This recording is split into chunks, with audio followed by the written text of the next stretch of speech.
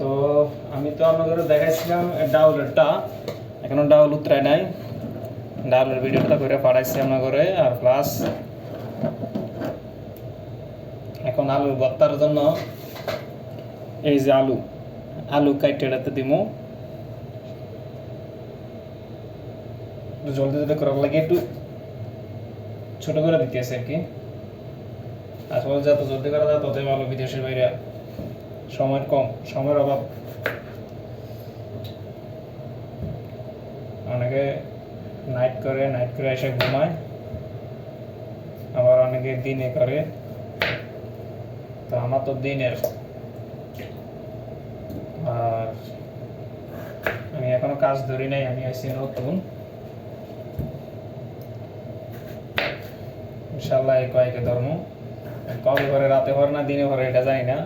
আর আমি আইছি আমার সমিতির মাধ্যমে।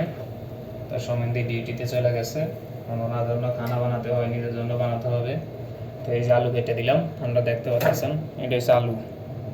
এই যে আলু সাদা পানি মেয়েতে ছেড়ে দিছি। তো সিদ্ধ দেওয়ার পরে ভর্তা বানামো। তো এই ভিডিওটা করে পাঠাইতেছি আপনার করে। আর এই যে ডাউলের কালারটা দেখেন, এই হচ্ছে ডাউলের কালার। আর আমার যদি ভুল হয় আপনারা আমার শিখিয়ে দিয়েন। কেউ যদি দেখে থাকেন আমার ভিডিওটা কারোর মাধ্যমে যায়, তাহলে অবশ্যই আমার কমেন্টস করে জানাই দিবেন যে ভাই এটা হয় নাই, এভাবে করতে হবে, এভাবে। তাহলে আমি আপনার কথা শিখতে পারবো। আপনারা যদি আমার না শিখেন তাহলে আমি কার থেকে শিখবো বলেন? অবশ্যই কমেন্টস করে দিয়েন আর লাইক করে দিয়েন। নিচে একটু লাগিয়ে গেছে হালকা, এই যে।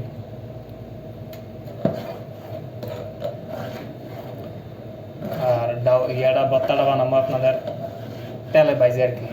তেলে ভাজবো ভর্তাটাকে, মরিচ দিয়া তেলে ভাজে নেব, পেঁয়াজ মরিচ দিয়ে। যেভাবে আমরা কাঁচা আলু ভর্তা বানাই না, মানে আলু সিদ্ধ করে যেভাবে ভর্তা বানাই পেঁয়াজ দিয়ে, ঠিক এরকমই কইরা তারপর তেলে ভাজবো আর কি।